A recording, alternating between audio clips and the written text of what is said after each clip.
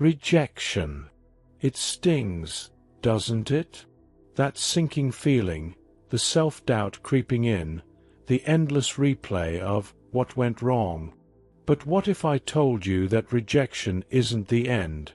It's the beginning, a powerful opportunity to grow stronger, more resilient, and more confident. And the secret?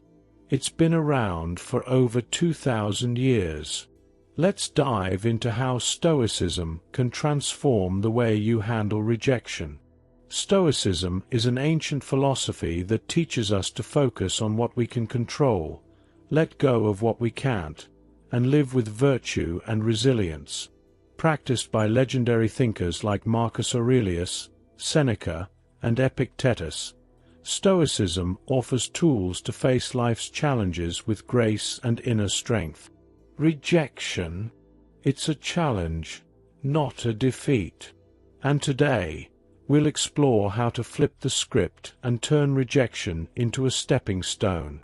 Marcus Aurelius once said, "You have power over your mind, not outside events." Realize this, and you will find strength. Rejection isn't a judgment of your worth. It's often about someone else's preferences, mindset, or circumstances, things completely out of your control. When you think about it, rejection can be seen as a redirection, guiding you toward better opportunities or connections. Imagine rejection like a closed door. It's not locked. It's just not your door. Instead of staring at it or trying to force it open, you have the choice to move forward and find the one that opens for you. The beauty of this perspective is that it shifts the power back into your hands, not to control others, but to control how you respond. This is crucial because our initial reaction to rejection often sets the tone for how we move forward. Do we spiral into self-doubt, questioning our worth? Or do we reflect and realign with our values? The latter is where strength lies. Modern example. Let's say you muster the courage to ask someone out, and they say no. It stings, doesn't it? But instead of spiraling into endless self-doubt or replaying the interaction, ask yourself, did I approach them with respect and honesty? If the answer is yes, then you've already succeeded in living by your values. Their response isn't about your worth, it's about their journey, their preferences, or even their timing. Taking it a step further, think about what you gained from the experience. The act of putting yourself out there required courage, and that courage doesn't disappear because of one rejection. In fact, it grows stronger. Reflect on how each no can prepare you for a better yes. Perhaps this interaction was a chance to practice authenticity or to build resilience. Over time, these moments add up, shaping you into someone who handles setbacks with grace and confidence. Let's build on this with some wisdom from Seneca, who reminds us, difficulties strengthen the mind as labor does the body. Rejection is a teacher, not an enemy. It's an opportunity to look deeper into yourself and to uncover lessons that only challenges can reveal. Each experience of rejection is a doorway to understanding what truly matters to you and where you can grow. Think of rejection as a mirror. It reflects not just areas for improvement, but also your resilience, courage, and ability to handle setbacks. The sting of rejection might feel personal, but when examined closely, it often reveals insights about timing, compatibility, or approach, not your intrinsic worth. For example, perhaps it's not about changing who you are, but refining how you communicate or the situations you pursue. Rejection also pushes us to clarify our values. Did this experience highlight qualities you admire in yourself or others? Did it reveal traits that you'd rather avoid in future interactions? These realizations, though born of discomfort, are stepping stones to stronger, more authentic connections, both with others and with yourself. Embracing this perspective turns rejection from an obstacle into a tool for self-discovery. Practical tip: after a rejection, set aside time to journal your thoughts. Write down everything: your feelings, the event itself, and what stood out to you. Ask yourself questions like, what did I learn about myself? And what can I do differently next time? Reflect on how this experience aligns with your values and goals. Did it teach you to value patience, to listen more attentively, or to stand firm in your boundaries? Over time, these reflections will guide your growth and make you more resilient in the face of future challenges. And don't forget to celebrate your effort. Taking the step to put yourself out there, even in the face of uncertainty, is a victory in itself. Each rejection isn't just a closed door. It's proof of your courage and a reminder that every no brings you closer to the right yes. Reflect, adapt, and move forward stronger, knowing that each challenge you face strengthens the foundation of who you are. Building on that, Epictetus taught, some things are up to us, and some are not. You can control your effort, honesty, and respect, but not someone's response. Accepting this frees you from the anxiety of trying to control the uncontrollable. Think about it. How often do we let our peace of mind hinge on the unpredictable reactions of others? It's a losing game. The truth is, the only thing you can truly own in any interaction is your behavior, your sincerity, your intentions, and your ability to stay grounded. When you shift your focus inward, you create a mindset that's immune to external turbulence. Consider this: someone's negative reaction might stem from their own bad day, insecurities, or expectations, factors completely outside your sphere of influence. By understanding this, you can detach emotionally from their response and focus instead on the one thing you control: your authenticity. Over time, this practice builds resilience, allowing you to approach life's uncertainties with confidence and grace. Modern practice: before an interaction, focus on showing up authentically, not on the outcome. This means grounding yourself in your values, kindness, honesty, and respect, and releasing the need for external validation. Picture this: instead of worrying about whether someone likes you back, you channel that energy into being fully present and genuine. This shift not only reduces fear, but also creates a calm confidence that's magnetic to others. See how simple, yet life-changing, that can be. Now, let's take this a step further with a practical tool you can use right now to handle rejection in a way that empowers you. Here's a practical, no-nonsense tool that will change how you handle rejection forever: the 24-hour rule. It's simple, but its impact is profound. Here's how it works. After facing rejection, give yourself exactly 24 hours to process your emotions. No more, no less. During this time, feel everything: the frustration, the self-doubt, the what-ifs. Let them come. Write them down if you need to, punch a pillow, or take a long walk to clear your head. Acknowledge the pain or disappointment without judgment. Remind yourself that emotions are natural. They don't define you, but they deserve space to be felt. During this period, consider engaging in activities that help you release tension. Some people find comfort in creative outlets, like drawing or writing, while others may prefer physical activities, such as jogging or yoga. Find what works best for you to create a safe outlet for processing. The key is to allow yourself to feel fully without getting trapped.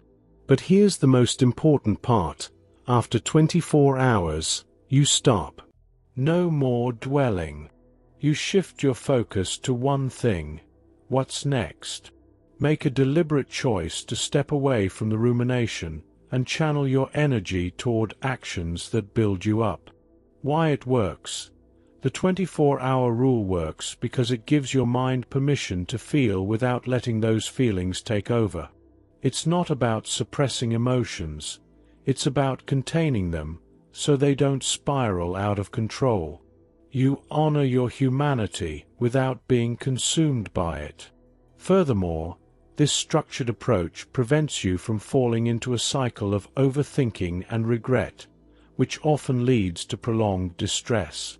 By setting a clear boundary for emotional processing, you reclaim your mental space. This creates a balance, acknowledging your feelings while maintaining forward momentum. The process also reinforces self-discipline, which is critical for emotional resilience.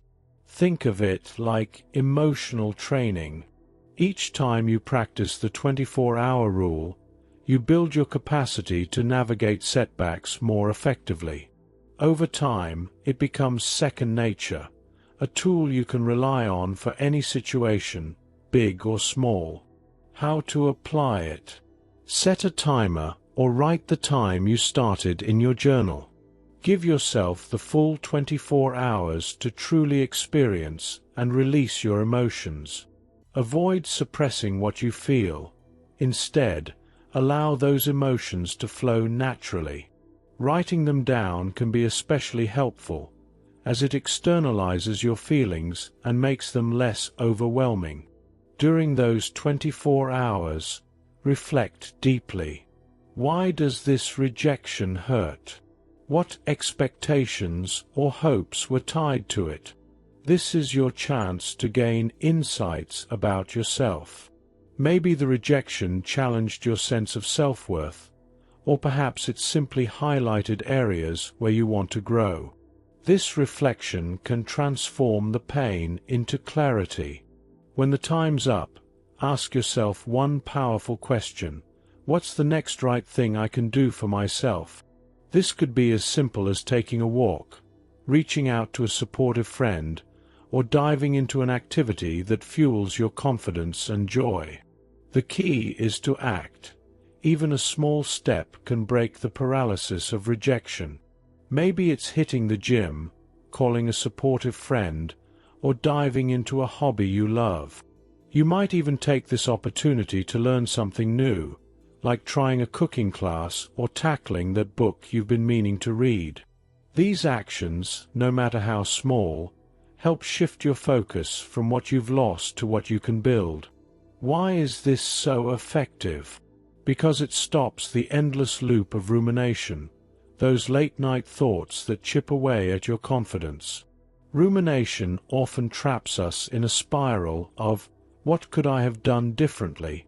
The 24-hour rule breaks this cycle and replaces it with proactive, meaningful action. By choosing to act, you regain a sense of control over your narrative and your life. Furthermore, this process builds resilience over time. Each time you practice it, you strengthen your ability to bounce back from setbacks and to approach future challenges with greater poise and confidence. Rejection becomes less about failure and more about redirection. Real-life example. Imagine this. You muster up the courage to ask someone out, and they say no. It stings, and for a while, you replay the conversation in your head. But instead of letting it consume you for days, you invoke the 24-hour rule. You journal about the experience, recognizing both your courage and your disappointment. By the next day, you've shifted gears. You plan a weekend hiking trip, sign up for a painting class, or research a new skill you've always wanted to learn. Instead of letting the rejection define you, you've used it as a springboard to explore something new, proving to yourself that your life's momentum doesn't stop because of one no. This method naturally connects to the core Stoic principle of focusing on what you can control. Stoicism teaches that inner strength comes from actions, values, and growth, and by applying the 24-hour rule, you're embodying this philosophy in a tangible way. With this foundation, let's dive into another key principle of Stoicism: staying grounded in the present. Seneca said, "True happiness is to enjoy the present, without anxious dependence on the future." This wisdom reminds us that life is happening here and now, not in the regrets of the past or the fears of what's ahead. When facing rejection, don't dwell on the what-ifs or replay scenarios that could have gone differently. Instead, direct your energy to the present moment. Grounding yourself in the now is a practice of mindfulness, a way to reconnect with your senses and the world around you. The beauty of this practice is that it can bring clarity and calm, even in the storm of emotions that rejection might create. By staying present, you reduce the power of overwhelming thoughts and create space for positive, intentional actions. Practice. Take a moment to pause and center yourself. Start with a few deep breaths, in through your nose, out through your mouth. Focus on what you can see, hear, and feel around you. Maybe it's the warmth of the sun, the sound of birds, or the steady rhythm of your breath. Engaging with these sensations pulls you out of your head and anchors you in reality. Once you feel grounded, visualize the qualities you want to project: calmness, confidence, and resilience. Imagine yourself embodying these traits in your interactions. This simple shift not only reduces stress, but also makes you appear composed and self-assured to others. Incorporate this mindfulness into your daily life. Whether it's during a conversation, a walk, or even while enjoying a meal, focus on the present moment. Over time, this habit will strengthen your ability to stay balanced and resilient, no matter the situation. Rejection becomes less of a disruption and more of a minor ripple in the steady flow of your life. For the next 7 days, here's a challenge. Each time you face a small rejection, whether it's a declined invitation or an unanswered text, pause, reflect, and reframe. Write down what you learned and how it's shaping a stronger you. Watch how this mindset transforms rejection into resilience. And remember, confidence isn't about avoiding rejection, it's about thriving despite it. The next time life says no, smile and say, "Thank you for the lesson." Your story doesn't end here. It begins. If this video resonated with you, give it a thumbs up, subscribe to the channel, and share your thoughts in the comments. What's the biggest lesson you've learned from rejection? Let's grow together. See you in the next video.